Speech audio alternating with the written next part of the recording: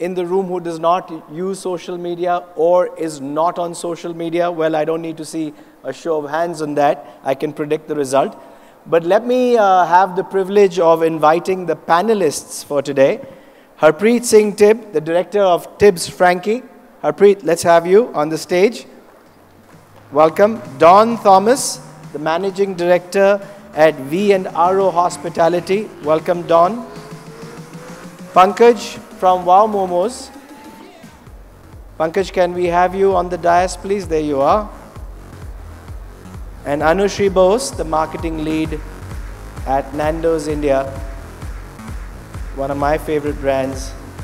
And we have the privilege of doing mystery audits for you. So let me come to the social media piece. I'm just going to take my seat.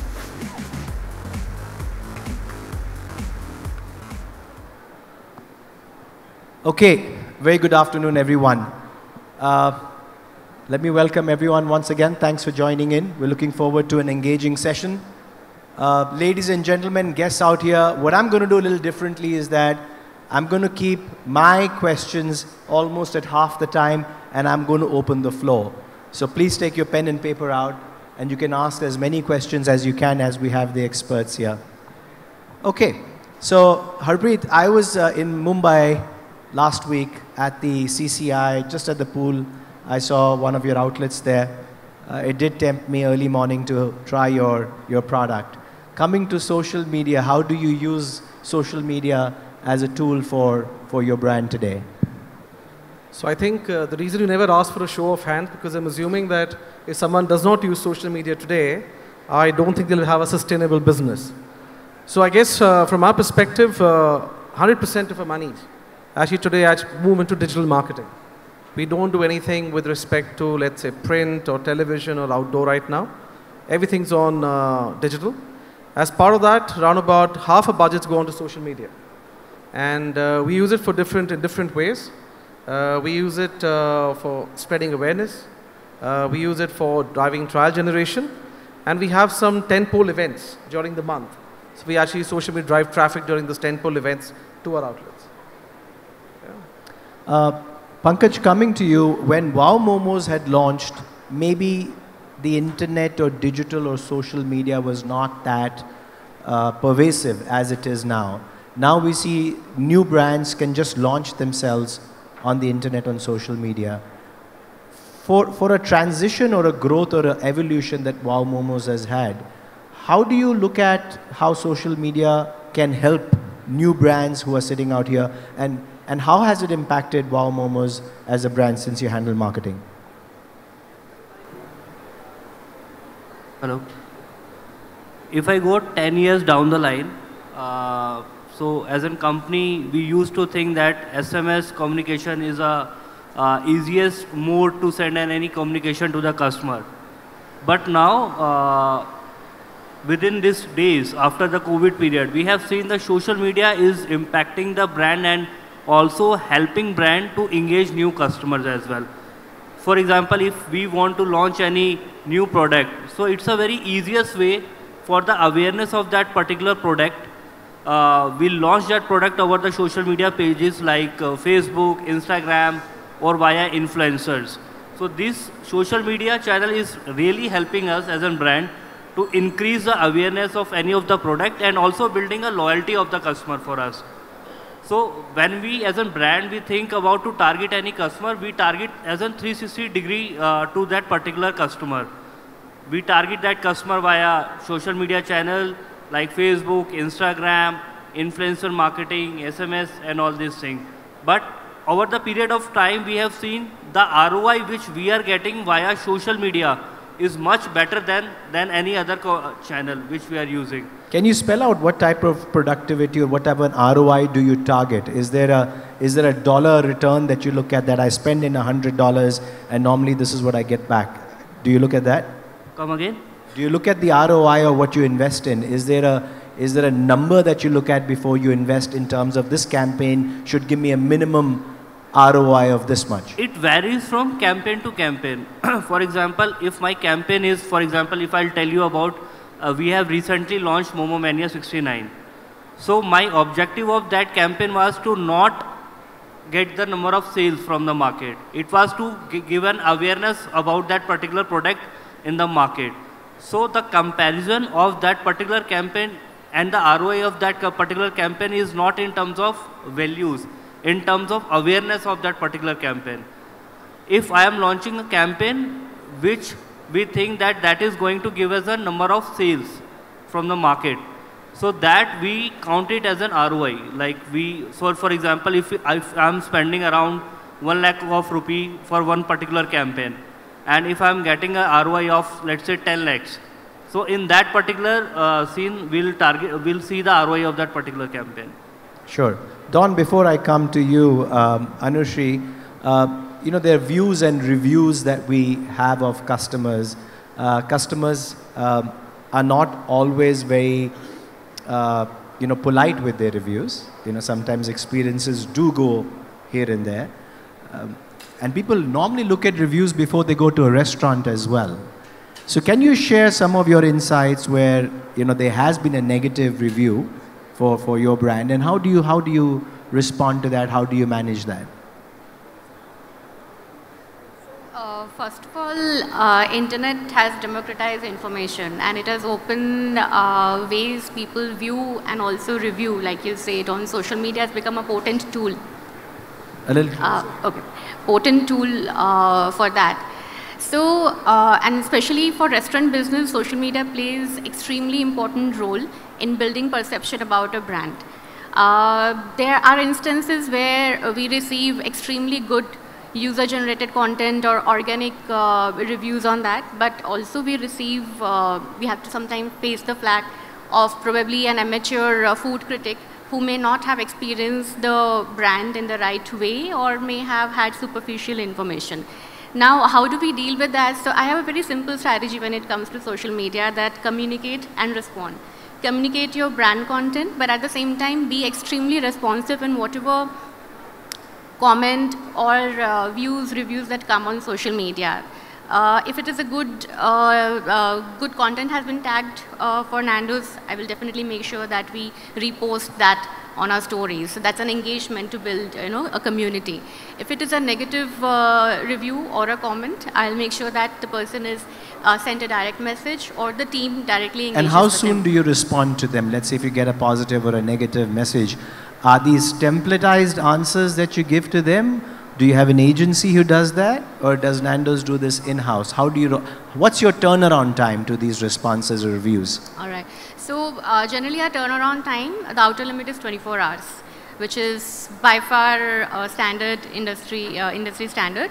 But when it comes to sending a response to a consumer on a review, depending on what is the extent and what is the damage that review can do, we immediately respond either with a customized message, if it is something very specific and has to be handled in that manner. Otherwise, like any other brand, we have FAQs, that if this is the kind of a question or a message that is coming and this is the way it has to be handled. And we have an agency, so our social media agency handles those queries.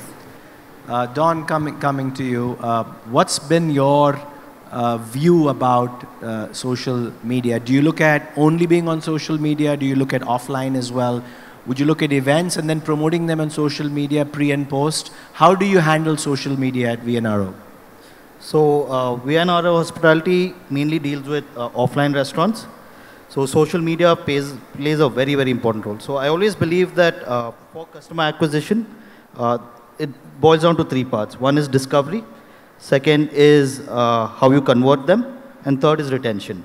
And for discovery, social media is definitely the biggest platform out there. And social media is keeping on evolving. The things which worked in 2020 might not work in 2023. Like, I don't think influencer marketing was as big in 2020.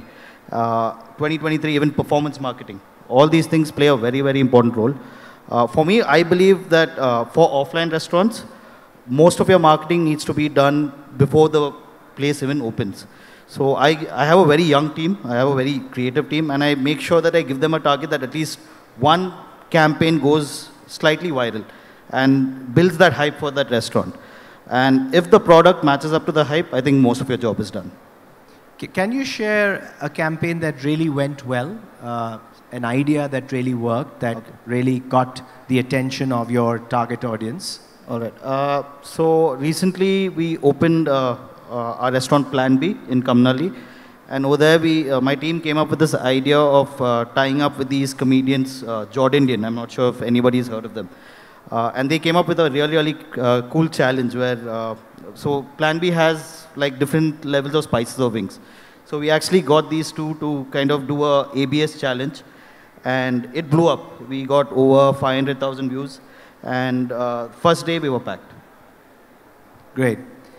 Harpreet, just to know how old is the brand, and at that time, social media, as I'm assuming, was not there. At that time, how did you promote your brand? Was it word of mouth only, or at that time did you have your own hack? Because not only have you survived, but you've also grown as a brand, and you're known today. So what was? Let's take us to that era. So I think obviously it's a very different era. I mean, Tips Frankie is a brand which is now 53 years old. We started off in Bombay. We have approximately 200 plus stores all over India right now. Very clearly, maybe the era has changed. Maybe the generations are changing from millennials to Generation Z. Now we're talking about Alpha. Fundamentally, when it comes to food, I have a very simple mantra. I think food is all about savoring, right? So I think when we had a presentation and we saw a video with all food shots, I think all of us started salivating and wanting a lunch break. And that's the power of food. So I think what we've stuck to, which is very true, is that even in that era, it was all about making sure that people could sample our food, right? So we had lots of touch points in terms of our offline stores.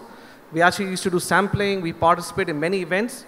And those are some fundamental ways in which we kept nurturing the brand. So even today, as much as we, let's say, spend money in terms of social media, we have a very strong presence in events. Yeah, we actually are part of corporate office parties, right, get-togethers. And I believe for a food brand, it's all about the sensorial experience. So as much as digital and social media can get people to your store, the quickest way is actually through the stomach. And for that, you actually need to make sure you have an on-ground experience, which actually gets people to love your brand. So what we did, maybe let's say 5 decades back, we keep doing that. I think we just added the social media budgets now to that entire mix that we had. So what I hear is that connecting with the consumer or your target audience is critical, whether you do it through various forms, be it events or be it social media, by amplifying it. The idea is to keep on connecting with your audience and to keep on drawing them in is what I get from you. Absolutely right. That's right. So, Pankaj, now, I'm trying to wear a hat of a chartered accountant again and coming back to the ROI piece. There's a lot of clutter also on social media, right? The more money you spend is like sometimes we call all these platforms being digital landlords, right? You're spending more and more money unless one of your campaign really goes viral, right? In your boardroom or in your meetings when you're having a marketing discussion for the next campaign that needs to come out, how much of a thinking goes behind it? And would you pick up any wacky idea, or do you look at having a series of campaigns building up to that? What's your thought process behind it? Because a lot of this information may become perishable as well. And sometimes it does not connect with the audience. So is there an amount of research that goes behind it? Is there some strategy that goes behind it? And you're a brand that has stormed the weathers and been there for a while. So take us into one of your meeting discussions. What all goes behind it? Yeah, we do a strategy behind before launching any campaign. So when we launch any campaign, we see the success of the previous campaigns. So when we are launching a campaign, we discuss with the team, we discuss about the ideas, what has worked out for us, what has not worked out for us. And on the basis of that, we create a new strategy for the next campaign. And it is not like that we only focus on the successful campaign. We are okay to take a risk for the next campaign as well. So that's not a main thing that we are seeing all the success of the previous campaign. It's okay, we are not winning right at this point of time, but in future we'll definitely win out any of the campaign. I'm going to open the floor in a minute or two after I just get another question in. So do keep your questions ready. You just have to raise your hand, a mic will come to you, and then you can pop the question to the person that you like to just by stating your name. Anushri, I'll just pick up one more perspective with you, and just to get into a little more detailing. One of the opportunities that restaurants also have today is to take views and reviews after the guest has had his or her meal. It's a great opportunity to either do a service recovery or to get a great feedback. And once you train your team to do this for as many guests as possible, it also keeps the entire crew, on their feet. They have their eye on the table. The manager is floating around. At Nando's, since you're an international brand, is there a number or a percentage that you look at in terms of how to digitize in feedback and getting reviews of your guests who come to your restaurants to dine in? Yeah, we do, because like I say, that consumer feedback plays a very important role in seeing that how the brand is being perceived and what is it that we're doing right and wrong. So we do this in 2-3 ways, Kapil. We do it at the restaurant level, where of course the restaurant managers, they ask for a feedback while the food is being consumed, and also after the bill is being served to the customer. You will also know that Nando's also is on delivery, in delivery business, and we work through 3PAs. There also we have formulated a way of getting customer reviews. It is in a trial stage, but what our managers do is that every time order is being delivered, we try to achieve at least a 50% engagement with the customers who have received the food. So we call them after an hour or 2 hours and ask that how the food was, what was your review, because again your 3PA's rating also decide on what kind of traction you will have on your page on Zomato or Swiggy. The other way is we have our loyalty program. So there also, while if you are registered with Nando's, if you have been to Nando's even once, there will always be a message coming to that how was your food. So this is the digitized part. The rest is manual, but then we make sure that the feedbacks comes to us on equal interval. I remember when you guys had launched your delivery.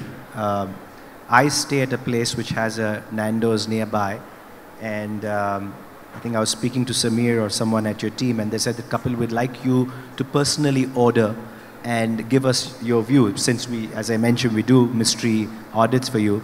One thing that really got my attention was the temperature.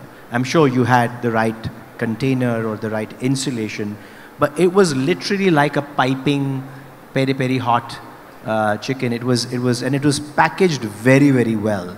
And I think that was one of my quickest feedbacks that I gave, that that was almost perfect. Because one of the things that you think is that if I'm having a Nando's at the restaurant versus at home, absolutely, you're looking at there might be some difference. So I think that was kudos and a great job to you and your team for fixing that.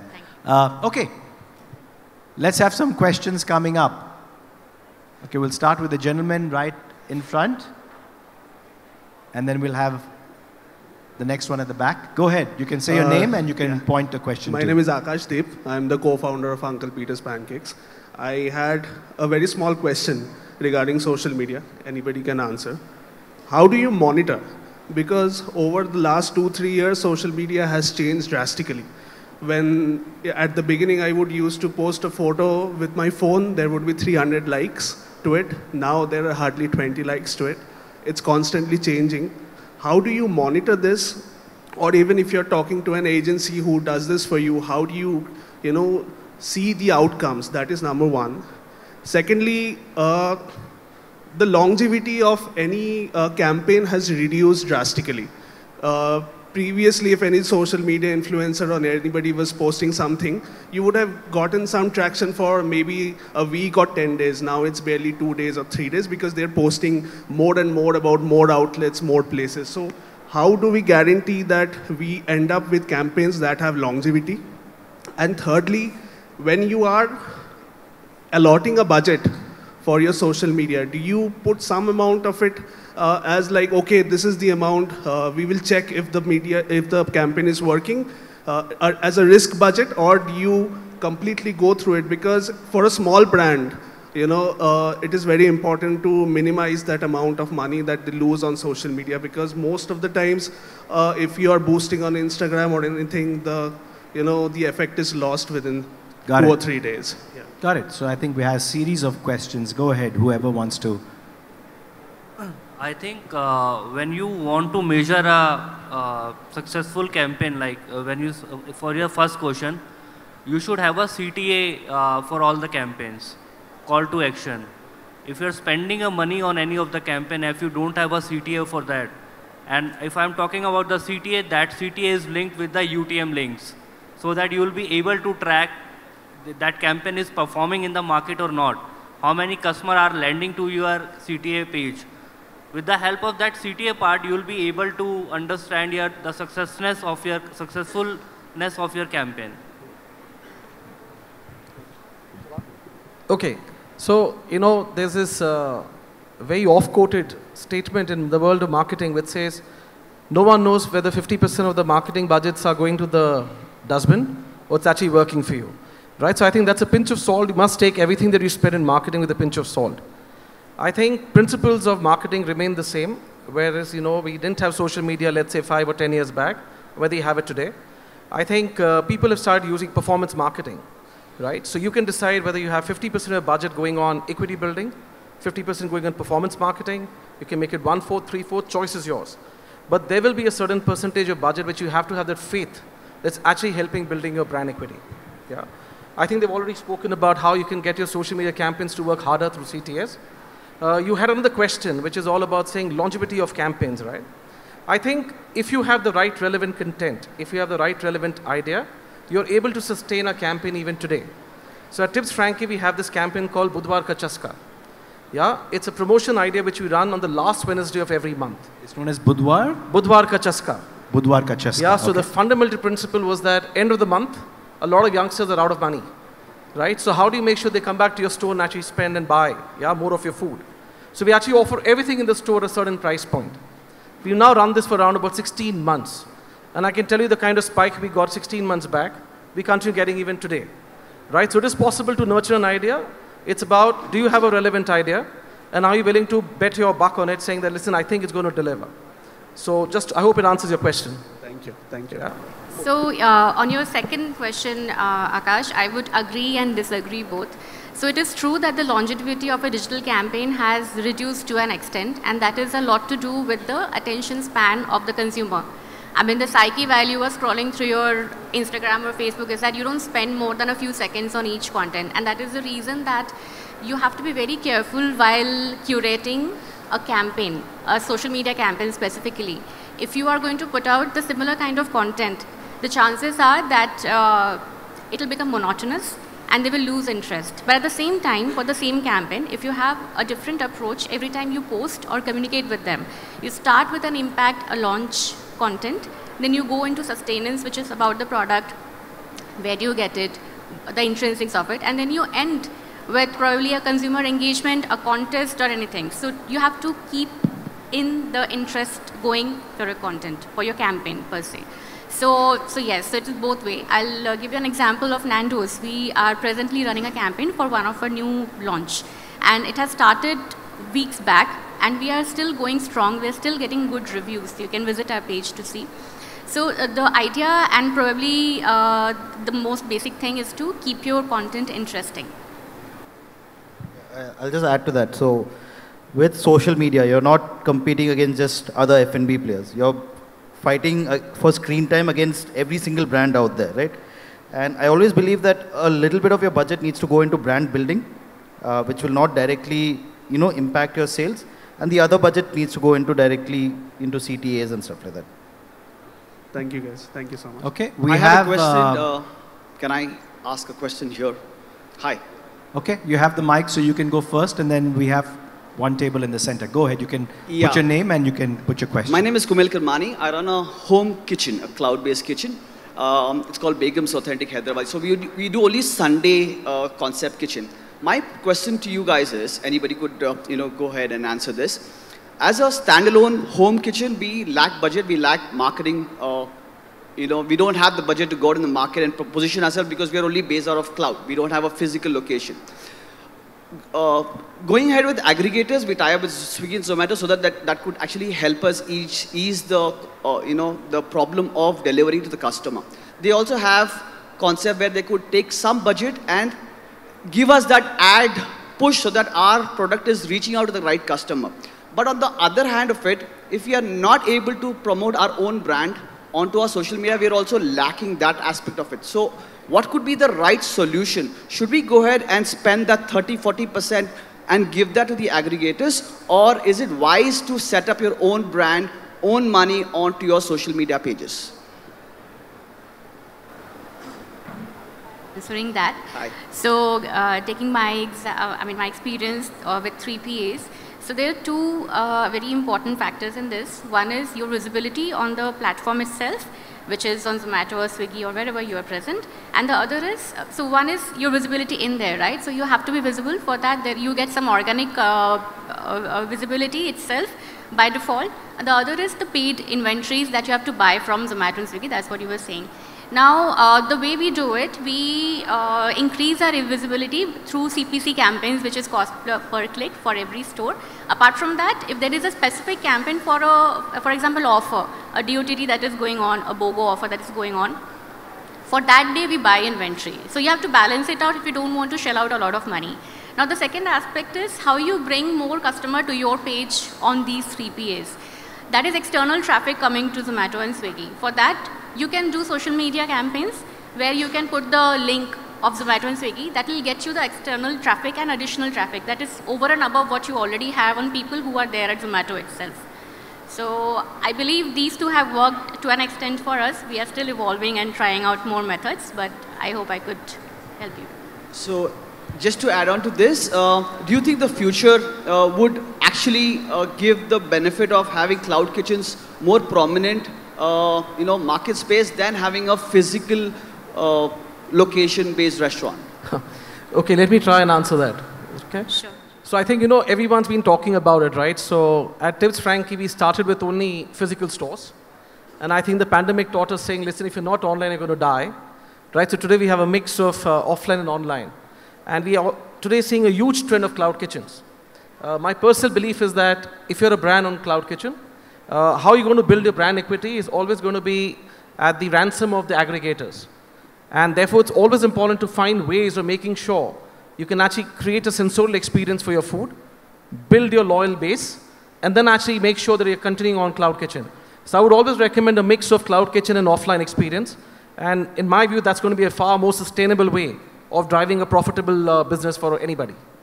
Thank you so much, guys. You guys Completely were agree wonderful. with that. Thank you. It's very, very difficult to sustain a cloud business on its own, I always believe. So always have a front to the cloud kitchen. Okay, there was, Can I? okay. Can I? And then someone at the back, I think if someone can pass the mic there. Go ahead. Yeah, so my name is Nishant. I run a restaurant called Once Upon a Flame Steakhouse. So my question is, can social media really break a brand? You all said, can it make or break? Can social media really break a brand? If I don't use social media at all, is it going to break my brand? Because I'm just ignoring it, right? Which I did for the first 2-3 years. And the second quick question is, how relevant is AI going to be in the future of social media marketing? So actually, as the theme is make or break, I think it's a good point that you did highlight. Before I pass the mic or let the panelists answer that, I remember there was a restaurant on TripAdvisor in UK that became the #1 restaurant in the country. And the best thing about that restaurant was that you would hardly get a booking, and you would have some pictures, and the pictures were also a little mysterious. And whenever you called up for a reservation or you tried to get an appointment, literally there was no one that was getting an appointment, but the reviews were so amazing that everyone was getting attracted. That was a #1 trending restaurant. And guess what? I'm sure someone must have known about that. That was a fake restaurant. It never existed, right? So it did make that restaurant, it didn't break it, but the idea was that how this person was trying to show, or what he was trying to showcase, is that not everything on the internet is true. So picking up on our friend's question, and your restaurant is Once Upon a Time. Once Upon a Flame. Once? A flame. Once a flame. Okay, great. So break, I think the question is, can social media break a restaurant or a Okay. brand? I mean, fundamentally, let's ask ourselves a simple question. Why do we use social media? Right? I think for any new restaurant or any new brand that you're launching, fundamentally the first principle is going to be build awareness, right? Now, if you have different ways of building awareness for your brand, so it all depends on what's your proposition, it all depends in terms of how you're going to build awareness. If you believe you can build awareness without social media, don't do social media. Right? At the end of the day, social media's primary role is to build awareness for you. Right? So there are brands who actually, even today, just through word of mouth are able to sustain themselves, because for them it's about one restaurant, one unique experience. And unique experiences can be built through word of mouth. Can it break a brand? For sure. I think you have today finger-happy bloggers, critics who can actually talk about anything about the experience out there. And in my view, if you're not authentic and not very transparent about how you take on that feedback, it can actually break you. Right? Because then it can actually go viral in terms of the negative experience you provided for your brand. So if you're transparent and authentic, I think social media will have a very tough time cracking you. And can you build a brand? My view is yes. If you have a relevant proposition about a unique experience being created, you have your own different ways of building your awareness, you really don't require social media. That's my view.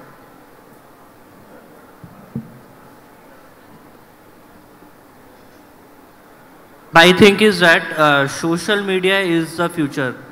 Social media and AI both. You have to be on the social media to build your brand. Otherwise, it is going to be very difficult for you to sustain in the market. You have to interact with the customer via social media. You have to publish your views. You have to publish your products via social media to the consumers.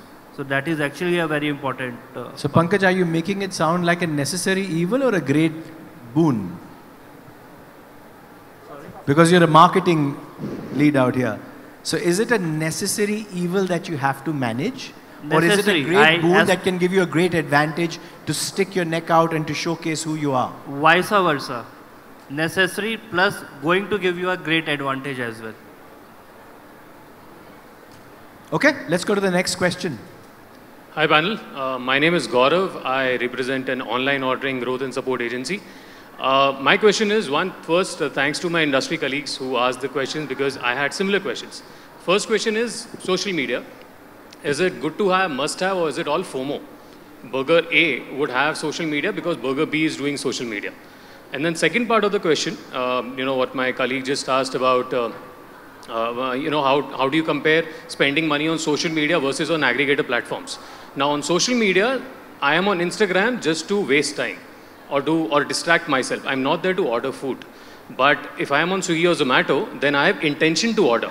So if you look at the ROI of social media campaigns on these platforms versus spending money on ads on aggregator platforms will give you a good ROI for 2, 3, 4, whatever. But if you include the social media agency's cost, then the ROI that you get through social media is probably less than 1. So is it good to have, must have, or is it just FOMO? Thank you. Sounding like a necessary evil at the moment. Go ahead. No, but like I mentioned before, right? I mean, your aggregator platforms, the marketing spend you spend on your on the aggregators is direct. You're trying to measure the amount you spent and amount you'll get back. But I think social media is very, very important to build your brand, for people to educate people about your brand. So I think a mix of both is absolutely necessary. Also, to add on to what he said, a social media campaign also has to be thought through. There has to be proper logic behind it. For example, if you are doing a tactical campaign where you're running an offer for a certain target segment, you should be very clear of who is your audience and what time you should run your ad. Like you say that most of the people are on social media to just while away and look at content, they keep on scrolling. That's the way it is. Now, how do you make sure that there is a conversion or a click on your ad? By putting your ad out at the right time to the correct target audience. Then the probability of getting the click and the ultimate conversion or footfall to your Zomato or Swiggy link is higher.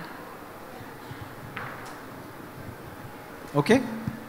Is there anyone else who wants to ask a question? Yeah, please, sir, go ahead. Hi, my name is Subrata Goswami. I am a consultant in the food and beverage space. by the name of White Truffle Consultant. So my question is regarding the targeting in social media. Because without a proper targeting, I think the whole effort of marketing in social media is gone haywire.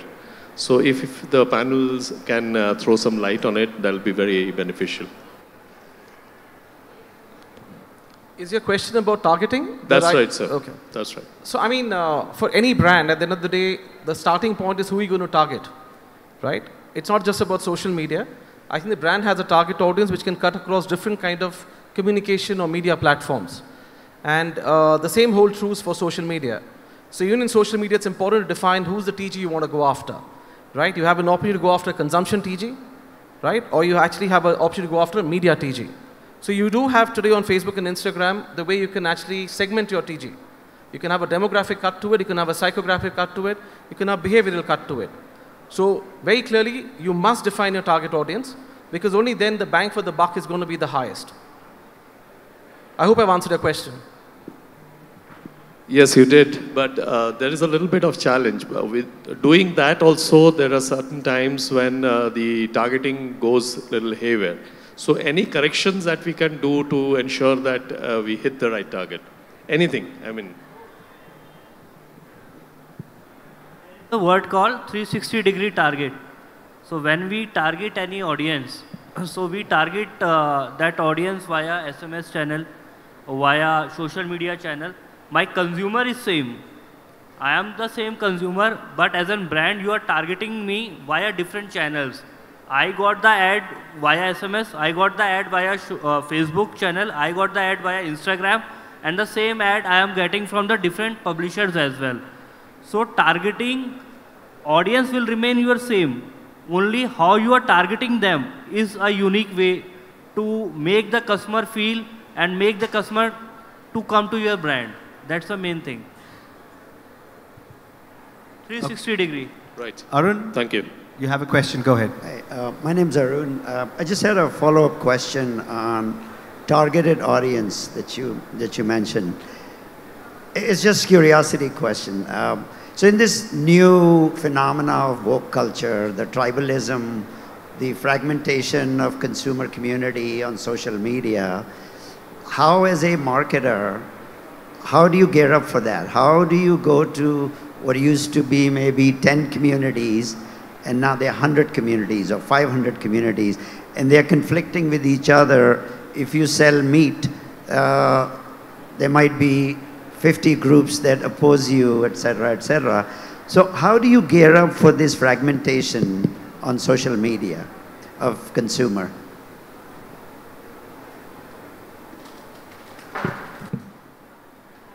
Answering that, I think it's going to be pretty similar to what we were discussing, that targeting certain communities, again, it's very important to have a clearly defined audience. Whatever your product, if it is a product campaign, your audience has to be, you should know that whom you're selling the product and then accordingly select the media where you want to be present. And selecting an audience, it's not, it's infographic, it is demographic, it is psychographic. Apart from that, nowadays, on social media specifically, there is a lot to do with your audience profiling, interests. What are they looking at on social media? What are the kind of pages they are visiting? Basis that you can make further filtered segmentation. And then accordingly you make the campaign and disperse.